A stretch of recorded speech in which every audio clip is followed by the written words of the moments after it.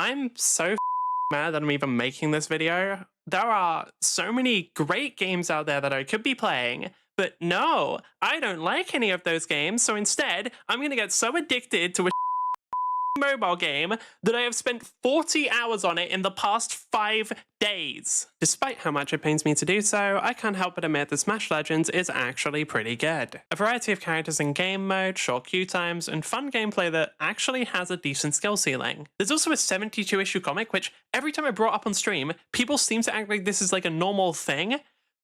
Why does a mobile game have a 72-issue comic? But we'll talk about that more later on in the video. For now, like, subscribe, and let's do this.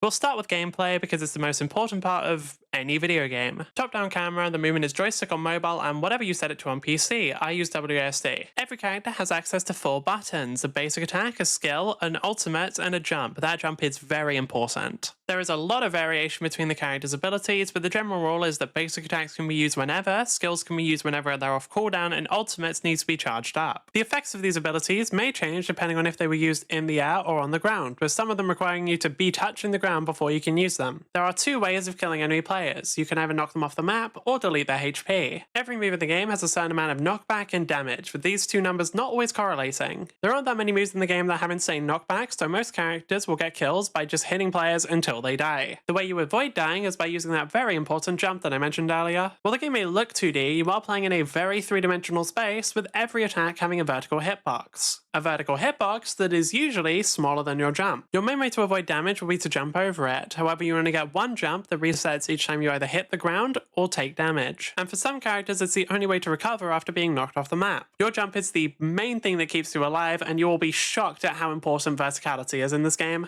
And those are all of the basics you need to know to play the game. It does get a bit more complicated than that, but most of the complexity comes from the different characters. There are 41 characters, each with 3 abilities. Some characters are a bit weird and have buttons that do multiple things, but we're just going to count it as 1 ability for now, resulting in a total of 123 abilities. And no, we are not going through all the characters here. I haven't even played all of them yet, so I don't know them well enough, and it would also take ages, being long enough either for its own video or for multiple videos. Instead, we're going to first go through some of the basic differences between characters, and then talk about the different character roles. Each character will have different HP, attack range, and movement speed. The lowest HP I've seen is 3,300, the highest is 5,000. Attack range can vary from very short to very long, and movement speed can vary from very slow to very fast. Under a character's basic attack, you'll see something called attack counts. This is how many different moves they have in their basic attack combo. Right, let's talk about the different character roles, and here is where we run into a bit of a problem. There is no consistent list of all the characters and their roles, with the in-game list disagreeing with the list that's on the game's website. The list I'm going to use is from the unofficial wiki, which is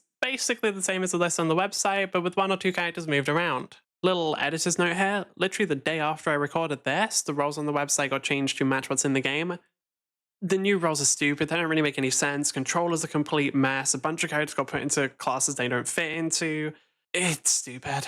There are 6 roles in total: Fighter, Assassin, Vanguard, Marksman, Supporter, and Specialist. Fighters are well-rounded melee characters that can deal high damage and have fairly middle-of-the-road stats. Their game plan is incredibly simple, boiling down to hit whoever's closest to you, and if possible, hit multiple people at once. Assassins are incredibly fast and have very high damage outputs. The trade-off for this is that they're squishy as hell and have incredibly short range, meaning they have to play evasively and take advantage of their movement speed to be effective. All assassins have effects that trigger when you kill an opponent, so your goal will be to finish off any low health opponents, and if there aren't any, deal as much damage as possible until there are. Vanguards are the front line. They're tanky, and their goal is to keep their teammates safe by keeping the opponents away. They usually have some form of healing, shielding, or damage reduction, and are great at holding a point for a long period of time. You'll want to constantly be in the enemy's face, taking as many hits as possible so that your teammates don't have to. Marksmen have very high range and are super annoying. Your goal is to play as far away as your range allows while spamming as many projectiles as possible. If your teammates are playing well, it shouldn't matter who you're hitting as long as you're constantly hitting someone. Your ultimate goal should be to ensure that you are the only person in the game who gets to have any fun whatsoever. Supporters support their team, either by healing their allies or CCing their enemies. They can deal their own damage, but it will be a bit lower because of how much utility they have. If you're playing a healer, your goal will be to find the ideal balance between dealing damage and healing your allies, and if you're playing a CC character, your goal will be to CC as many of the enemies as possible to set up your allies as best as you can.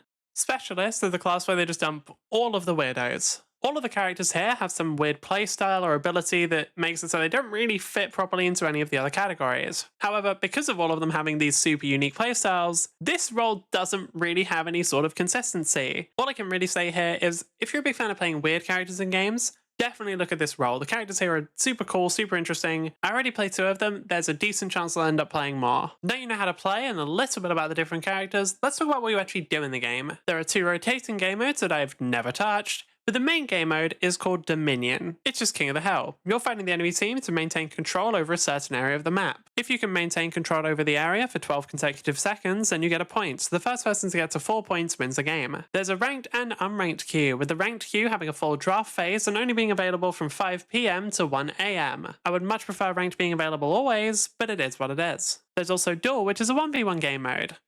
It is complete dog. Duels is just infested with people who want to play in the most cheesy, boring ways possible. It is so miserable to play. Just don't. Do yourself a favor. Just don't. Right, this segment was originally going to be microtransactions and progression, but I think if I tried to condense all the different progression systems down into like a small segment of this video, I would just end up making it more confusing than it actually is. It might be a little bit overwhelming when you first start playing, but I promise it's not actually that bad, just don't panic. Let's talk about microtransactions. Because I am very pedantic about this, I do feel the need to say this game is pay to win. There are systems where you can put in money and it will make your character stronger. However, it is not unlimited. You can't put in infinite money to get infinite power, and the stat increases cap out of 15%. The part that actually makes this tolerable is that you can unlock all of this without spending money, and the game gives you a lot of resources for free. This actually didn't used to be the case. The game used to be way more pay to win, but it seems like recently the devs have pivoted and want to make their money by selling skins and cosmetics, which is just way better. There are still practices though. They are locking new characters behind a battle pass, which like, just stop doing. It's just why the did you have to copy Overwatch? The final thing I want to talk about was the game's lore, and oh god, there is a lot. I already mentioned the 72 chapter comic, but there's also more comics displaying side stories, and a bunch of written stories with only some of those being translated to English, which means that if I ever make a lore video on this game, my life is going to be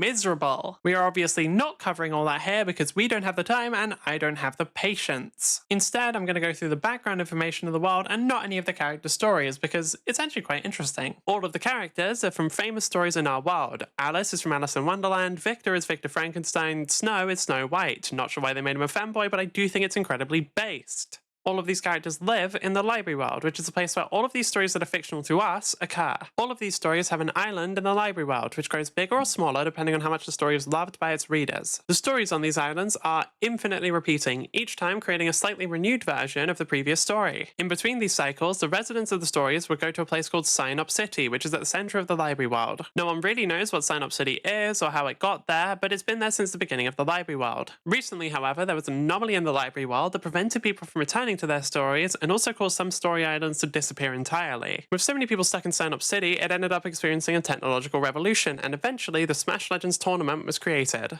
And that's where we'll end. If you want to know more, read the comic, read the stories, it, play the game.